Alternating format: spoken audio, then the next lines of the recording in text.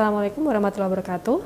Saya Puspa Novitasari selaku dosen pengampu untuk praktikum digital marketing. Jadi setelah kemarin kita belajar bersama mengenai copywriting, content writing, kemudian desain gambar dan foto. Nah, sekarang kita akan belajar bagaimana menjual suatu produk melalui marketplace ya.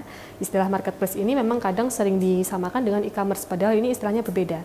Jadi sebelum kita masuk kepada marketplace, kita akan masuk sedikit mengenai perbedaan online shop, marketplace, dan e-commerce. Apa yang dimaksudkan dengan online shop? Jadi online shop itu adalah berbagai toko yang ada di platform online ya. Pada dasarnya online shop itu adalah tempat di mana terjadinya satu transaksi penjualan barang ya melalui jasa internet. Kemudian online itu tidak hanya selalu melalui website ya. Ketika kita jual produk kita melalui sosial media misalkan Facebook, Instagram maupun WhatsApp itu juga sudah termasuk kepada online shop ya. Jadi berbeda dengan berjualan di marketplace ya. Ketika kita berjualan di online shop itu kita akan berhubungan langsung dengan pembeli kita. Jadi kita tidak dengan perantara ya. Nah, sekarang di Indonesia itu ada banyak online shop ya, terutama juga yang sering dioperasikan itu biasanya lewat Instagram ya, itu banyak banget online shop di Instagram.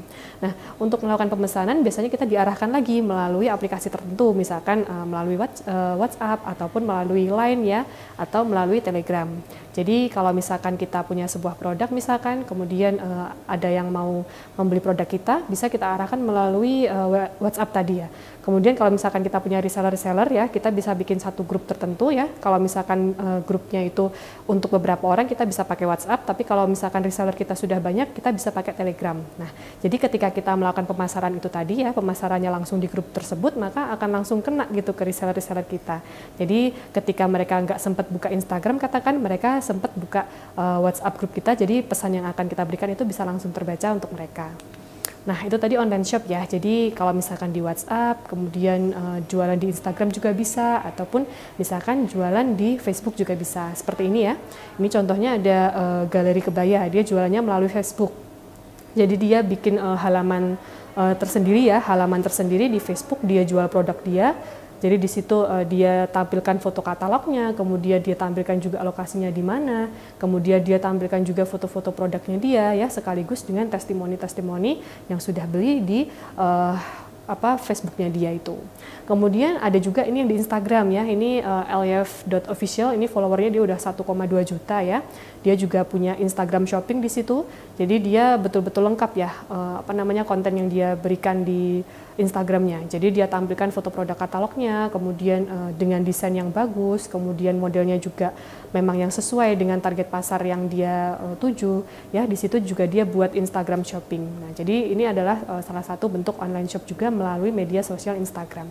Nah, yang berikutnya ini juga ada Case Gallery Home Decor, itu dia produknya produk-produk home decor ya. Dia buat semacam katalog untuk WhatsApp bisnisnya. Jadi di situ sudah lengkap juga ya, dia cantumkan jam bukanya, dia juga cantumkan produk katalognya. Di situ juga udah ada harganya ya. Jadi ketika calon customer itu mau beli nggak yang harus bertanya-tanya tentang harga, karena di situ sudah ada harganya. Jadi customer akan lebih dimudahkan dalam melihat produknya, melihat harganya, deskripsinya juga sudah ada lengkap di situ. Nah, ini adalah beberapa macam online shop ya. Ada yang di Facebook, ada yang di Instagram, ada juga yang di WhatsApp bisnis ya.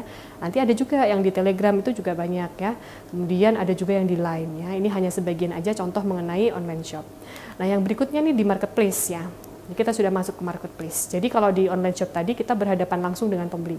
Tapi kalau di marketplace itu mereka adalah pihak perantara. Jadi antara kita dengan calon pembeli kita itu kita dimasukkan ke dalam satu website ya, websitenya punyanya si marketplace tersebut.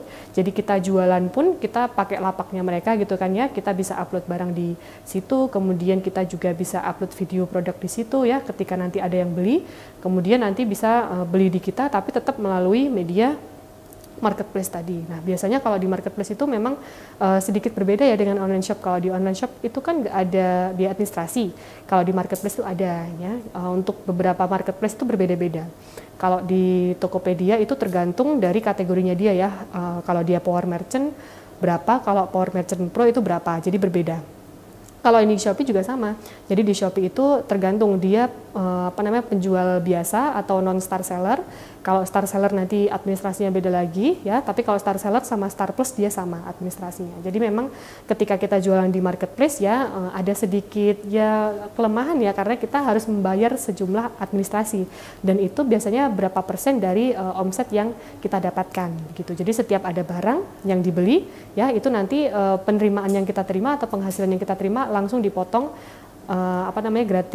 langsung dipotong sebesar biaya administrasinya. Jadi nggak gratis. Kalau yang di online shop kan kita gratis ya, kita jualan lewat WhatsApp ya, laku WhatsApp pun nggak akan ambil keuntungan dari kita seperti itu. Tapi kalau di marketplace memang ada administrasi yang harus dibayar. Tapi ya itu juga dia karena diberikan keuntungan tertentu ya, ketika kita jualan lewat marketplace kan, ketika customer itu mencari keywordnya untuk produk tersebut, maka akan langsung muncul kan produk-produk yang relevan.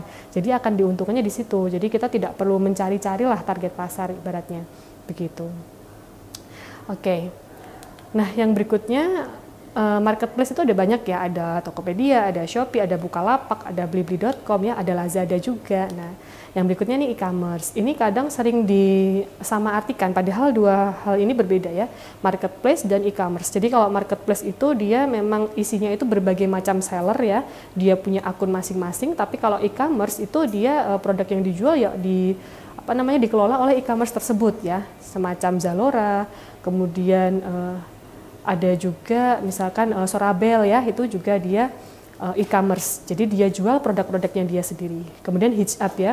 Kalau Sorabel itu kebetulan dia sudah nonaktif ya, baru aja ya, karena memang tidak kuat untuk menghadapi pandemi, jadi dia memang tutup ya. Tapi kalau yang Zalora itu masih ada. Kemudian Hitchup juga masih ada ya. Jadi ini berbeda dengan marketplace tadi. Jadi kalau di e-commerce itu kita satu penjual, kemudian dia menjual produk melalui website itu sendiri. Jadi hanya ada satu penjual di situ. Jadi kalaupun misalkan mereknya macam-macam, ya semuanya akan dikelola oleh e-commerce tersebut kayak gitu. Jadi kalau di Zalora itu kan ada ya merek-merek tertentu, kayak misalkan Elizabeth dijual juga di situ. Kemudian Palomino juga ada. Kemudian merek-merek MG, kemudian Hana itu juga ada di Zalora. Tapi yang jual ya tetap Zalora aja.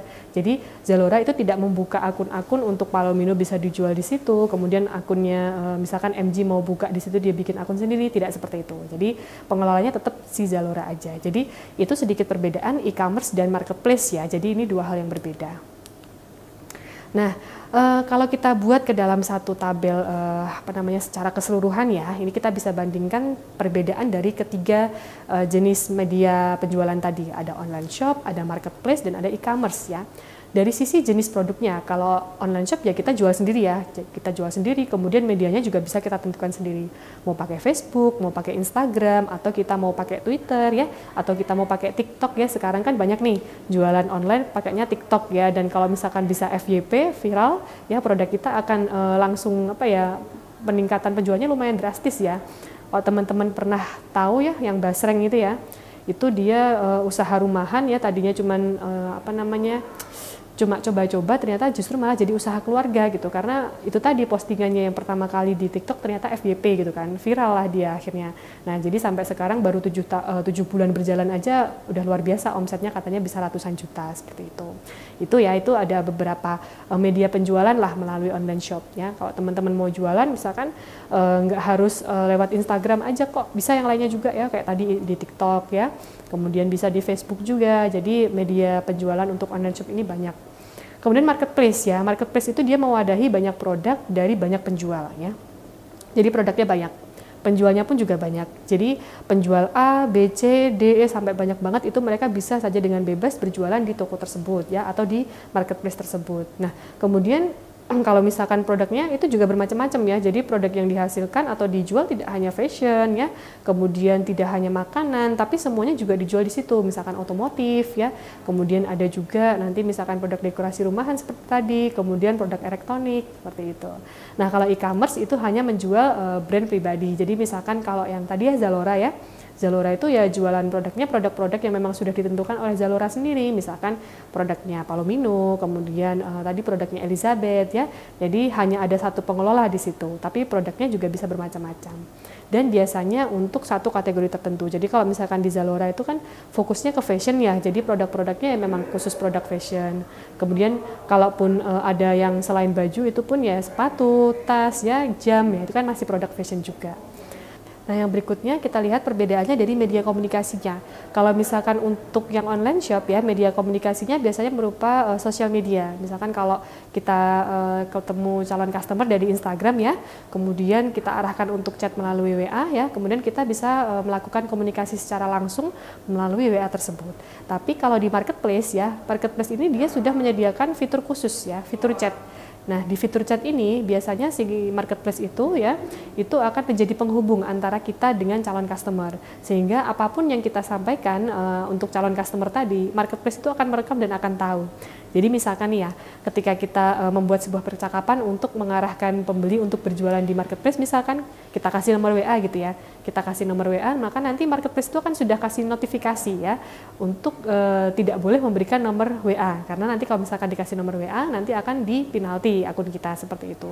Kemudian tidak boleh di cancel juga, jadi kalau misalkan kita memberikan arahan ya, ya udah Mbak, ini karena stoknya habis, silakan di cancel dulu ya gitu. Jadi kita minta customer untuk meng-cancel produk tersebut, maka kita juga akan kena penalti karena pihak marketplace itu tidak akan mau membatalkan transaksi kalau misalkan dari penjualnya. Kalau misalkan dari penjual yang cancel, nanti penjualnya kena penalti. Makanya kalau misalkan kita arahkan mereka, Mbaknya aja yang cancel ya. Nah, itu nanti pihak marketplace pasti akan tahu seperti itu.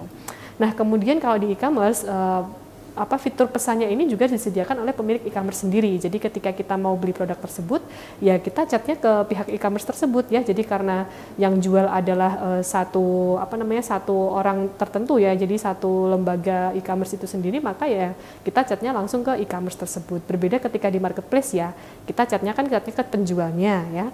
Artinya kalau penjualnya banyak ya kita chatnya kan ke banyak orang tersebut seperti itu. Nah, kemudian media pembayarannya. Kalau ke online shop, media pembayarannya ya kita biasanya langsung ya transfer langsung ke rekening si penjual tersebut. Tapi kalau di marketplace itu nanti mereka punya rekening penampungan sendiri, dan biasanya sebelum barang itu diterima maka uangnya tidak akan diterima oleh seller tersebut. Jadi kalau misalkan barang belum diterima, maka seller belum bisa menikmati uang tersebut ya. Kecuali kalau misalkan di marketplace shopping itu ada yang namanya dana cepat ya. Jadi ketika si pembeli itu sudah beli di di penjual tersebut, kemudian penjual juga mengaktifkan fitur dana cepat, mengaktifkan fitur dana cepat, maka nanti uang yang masuk itu akan langsung masuk ke rekening si penjual, jadi bisa langsung dicairkan. Tapi ada biaya administrasi tambahannya seperti itu.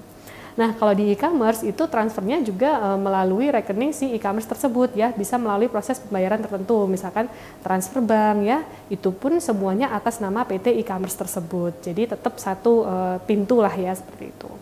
Nah, kemudian media pembayarannya kalau misalkan yang di online shop itu transfer, kalau misalkan marketplace itu bisa transfer maupun financial technology ya. Kalaupun di e-commerce itu juga dia bisa pakai transfer.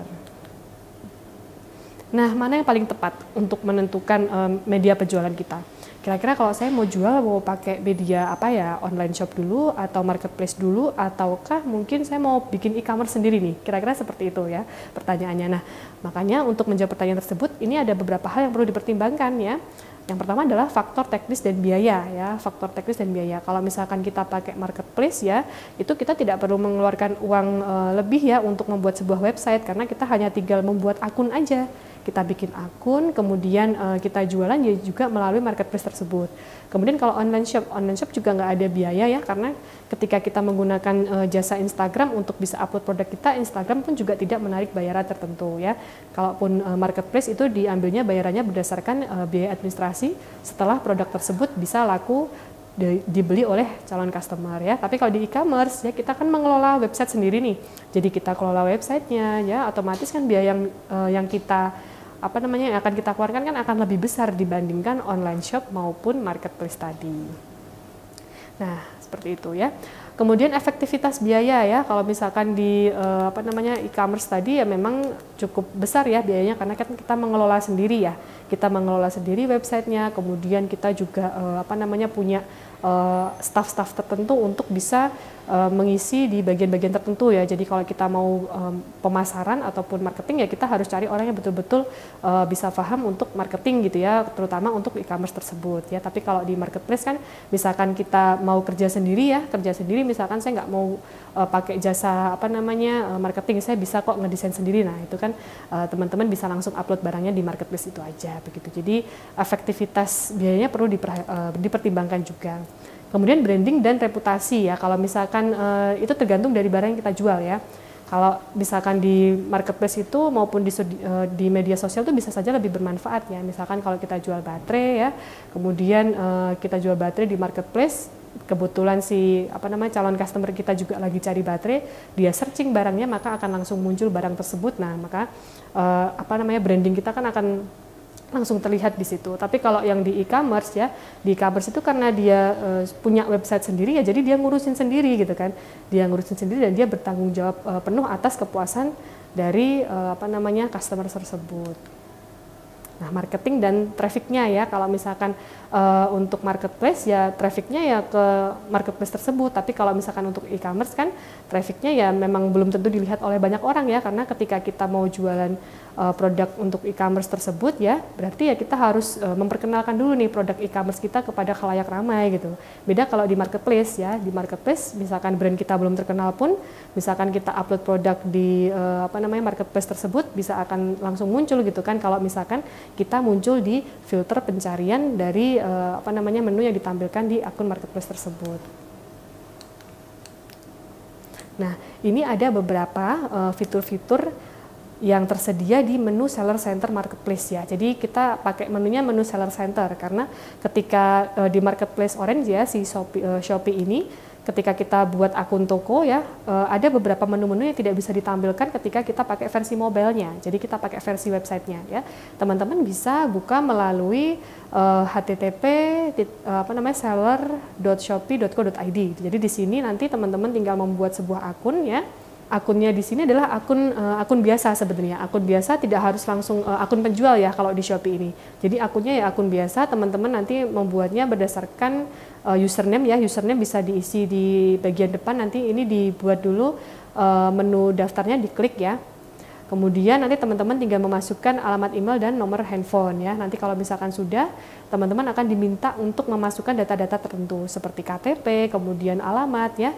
Alamat ini nanti untuk alamat pengiriman ya. Jadi ketika nanti produk kita akan muncul di marketplace tersebut, alamat yang muncul itu atau kota yang muncul adalah kota di mana tempat kita nanti ngirim barangnya.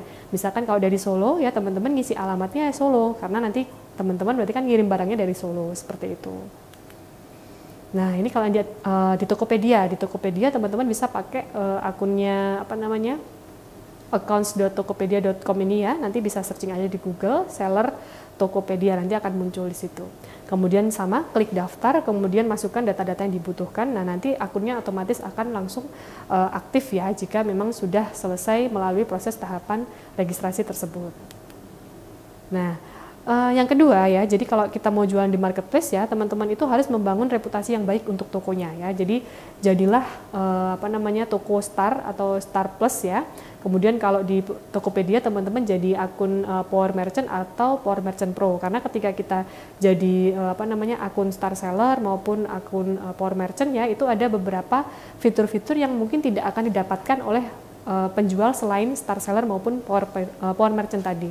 Dan sekaligus itu membangun reputasi yang baik ya, karena untuk menjadi Star Seller ataupun Power Merchant itu ada beberapa kategori yang harus dipenuhi. Jadi tidak semua seller bisa memenuhi kategori tersebut.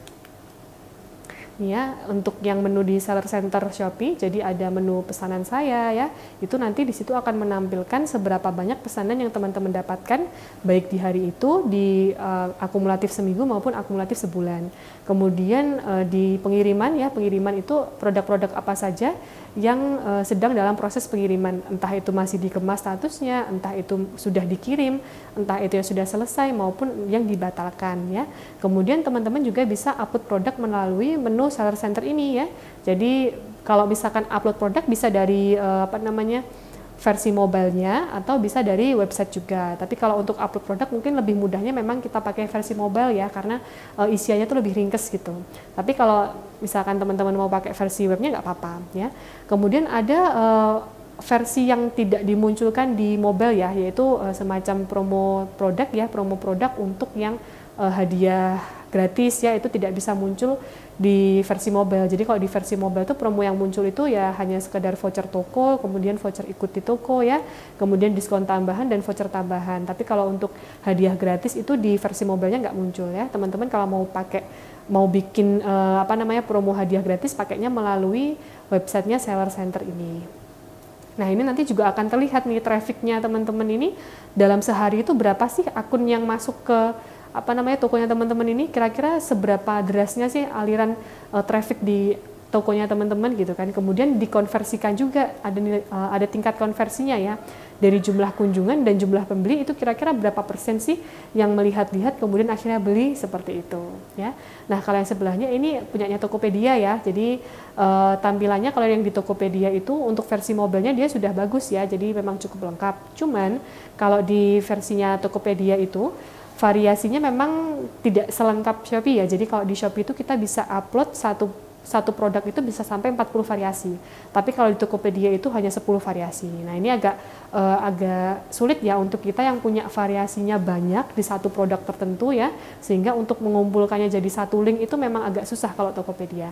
Karena itu tadi maksimal dia cuma bisa 10 variasi dalam satu kali upload produk. Kalau Shopee itu bisa sampai 40 ya. Jadi 20 variasi utama, 2 variasi model, jadi 40 variasinya. Oke, nah teman-teman bisa mulai upload produk melalui menu Seller Center maupun menu yang tersedia di mobilenya. Nah, yang berikutnya ini adalah tips mendapatkan tag star seller di Shopee dalam waktu 3 minggu. Nah, 3 minggu ini udah paling cepat. Sebenarnya sih 1 bulan ya untuk yang, jadi Shopee itu memberikan semacam evaluasi mingguan. Jadi ada 4 kali evaluasi yang harus dilalui untuk menjadi star seller ya. Kalau untuk star seller itu ada 4 minggu lah, 4 minggu, tapi bisa ditempuh dalam waktu 3 minggu, tinggal tergantung kita cepat atau enggaknya. Nah, ada beberapa tips yang teman-teman bisa aplikasikan ya untuk bisa mendapatkan tag star seller. Nah, kalau kita lihat ya di beberapa halamannya Shopee itu dimunculkan ada target-target untuk menjadi star seller ya. Jadi harus punya KTP, kemudian persentase chat yang dibalas itu minimal 70% ya. Ini tergantung dilihat dari seberapa kecepatan teman-teman dalam membalas chat-chat tersebut ya. Jadi yang dihitung adalah yang kurang dari 12 jam. Jadi kalau lebih dari 12 jam itu tidak dihitung ya. Jadi teman-teman jangan sampai membalas chat itu lebih dari 12 jam ya. Kalau diusahakan kurang dari 12 jam. Jadi kalau bisa ada chat masuk langsung dibalas. Nah, itu supaya persentase chatnya itu tidak turun ya. Pokoknya minimal 70% lah untuk menjadi star seller. Nah, kategori yang berikutnya adalah penilaian toko ya, minimal 4,5. Cuman ini kayaknya kemarin sempat ada penyesuaiannya, sempat 4,7 juga kalau nggak salah ya. Tapi ini kembali di 4,5. Nah, 4,5 ini penilaian toko secara keseluruhan ya. Jadi kalau kita lihat ya, toko-toko star seller, kemudian star plus seller itu memang harus di atas 4,5 karena ini menunjukkan reputasi dari toko tersebut ya. Semakin tinggi reputasinya maka semakin baik dalam menangani atau melayani customer tersebut. Kemudian persentase dan jumlah produk pre-order ya, ini juga maksimal 20% dari total produk ya teman-teman.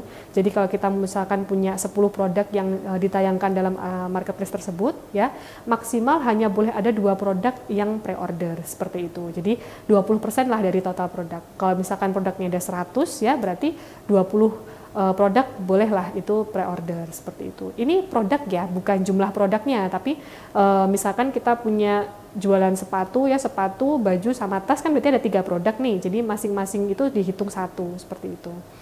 Kemudian minimal jumlah transaksi dalam 30 hari ya, lebih dari 30 pesanan. Kemudian lebih dari 20 juta, itu pilih salah satu biasanya. Jadi kalau misalkan salah satu tidak terpenuhi, maka kita pakai yang kategori berikutnya. Kemudian jumlah pembeli yang berbeda, ya, jumlah poin penalti saat ini, ya. Jadi kita harus penuhi semua target dari Shopee itu untuk bisa mencapai tag star seller, ya. Dalam waktu 3 minggu bisa kok. Nih ya, selalu balas chatnya kurang dari 12 jam, kemudian kirim pesanannya sesuai variasi dan jangan sampai terlambat ya, supaya ratingnya selalu 4,5. Lebih dari 4,5, sorry. 4,5 itu sebenarnya kalau di marketplace itu termasuk rendah ya. Jadi kalau misalkan untuk yang seller-seller tertentu memang biasanya dia di angka 4,8 ke atas lah yang bisa termasuk rating toko yang bagus gitu kan. Kalau misalkan udah 4,8 ke bawah itu biasanya sudah ya lumayan banyak yang memberikan bintang 1 ya kayak gitu. Jadi teman-teman harus menjaga performa untuk bisa ratingnya jangan sampai turun gitu. Kemudian produk yang ready harus lebih dari sama dengan 80% ya dari total produk tadi. Kemudian kita gunakan promo hadiah gratis ya, cashback, diskon untuk menarik minat customer ya. Kemudian jujur ya, jangan melakukan kecurangan ya, karena ada resiko akunnya itu di-banned kalau misalkan kita terindikasi curang. Nah, ini ada beberapa strategi untuk memaksimalkan penjualan di marketplace ya. Nah, ini yang pertama, foto yang menarik ya, simple, eye-catching, dan unik. Kemudian yang kedua, copywriting ya, pakai formula AIDA seperti yang tadi kita pelajari di pertemuan yang sebelumnya ya. Kemudian service ya, kita berikan pelayanan yang ramah, kemudian kita berikan solusi atas permasalahan mereka. Dan yang keempat, harga sesuai target pasar. Nah, jadi ini harus menyesuaikan target pasar kita ya. Kalau misalkan memang target pasar kita untuk menengah ke atas ya nggak masalah kita memberikan harga yang cukup tinggi gitu kan. Tapi kalau misalkan target pasar kita memang yang menengah ke bawah ya kita sesuaikan seperti itu. Nah, ini ada beberapa ilustrasi nih ya. Foto di kanan sama foto di kiri, kira-kira lebih bagus yang mana nih? Foto yang di kanan ya memang foto real product ya, jadi memang isinya itu ada mangkok kayu, kemudian ada sendok kayu ya, kemudian ada bunga pinus. Nah, foto yang di kiri itu ditata sedemikian rupa, jadi lightingnya juga berpengaruh di situ, kemudian latarnya juga dibikin putih bersih ya.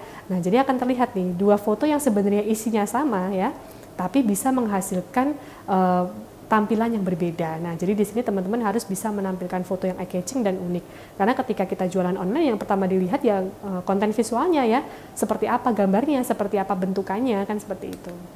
Yang berikutnya copywriting ya, kita pakai formula AIDA ya. Nah, ini yang kayak yang kanan nih. Yang kanan ini jualan di Instagram misalkan ya, ini ya.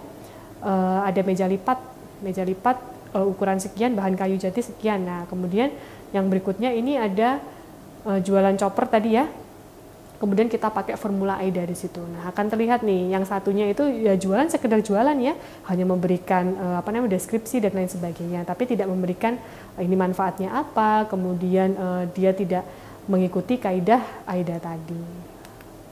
Nah, ini service dan pelayanan. Ini ada dua chat ya ini ya. Yang satu ngechat nih, halo Gan, open order kah? Ya, dibales tuh. Minta price listnya Gan, WK gitu kan. Si seller balesin lagi, kenapa ketawa, emang ada yang lucu gitu kan. Nah, akhirnya chat yang seperti ini kan akan menimbulkan, wah nih sengak banget sih si sellernya kan begitu ya. Jadi kita membalas chat customer itu kan dengan baik ya. Kalau bisa ya mungkin kita sedikit selipkan guyonan-guyonan kayak gitu. Nah, ini yang kanan ini dia chatnya chat dengan customer, bahkan sampai si customernya itu bilang ya, saya senang banget nih dapat seller yang ramahnya kayak gini. Ini nggak nutup-nutupin ya, dan ini memang betul adanya gitu. Padahal kita balas biasa, tapi ternyata si calon customer itu merasa sangat tertarik gitu kan dengan chat kita, karena kita ngebalasnya cepat, kemudian ramah. Bahkan dia sampai bilang seperti itu. Wah, ini saya suka banget nih ada toko yang seperti ini kayak gitu. Nah, kemudian harga sesuai target pasar. Ini ada dua gambar yang berbeda ya. Ini sama-sama Shopee Mall nih. Sama-sama jualan jilbab. Yang satunya jualan dengan harga 14.500, yang satunya jualan dengan harga 395.000 ya. Itu bahkan di produk yang lainnya itu dia ada yang jualannya sampai 500, udah 500-an lebih ya. Karena memang dia target pasarnya memang berbeda dengan yang target pasar yang jual 14.500 tadi ya. Untuk yang kiri ini mereknya Button Scarf ya. Memang mereknya Button Scarf itu memang dia ciri khasnya itu patternnya unik ya, pattern unik, kemudian bahan yang mereka klaim itu bahannya memang nyaman dan ringan serta lembut gitu kan, beda sama bahan-bahan jilbab yang kebanyakan di luar seperti itu. Jadi walaupun kita jual produk yang mahal ya, itu belum tentu nggak akan laku ya teman-teman. Kalau memang kita punya target pasar sendiri, kemudian memang produk kita itu bagus dan disukai oleh calon customer, ya pasti produk kita juga akan laku kok seperti itu. Jadi kita buat harga itu sesuai dengan target pasar kita. Oke, mungkin itu saja yang bisa saya sampaikan. Semoga apa yang kita pelajari kali ini bisa menambah wawasan teman-teman terkait dengan penjualan melalui marketplace tadi. Oke, terima kasih atas waktunya. Assalamualaikum warahmatullahi wabarakatuh.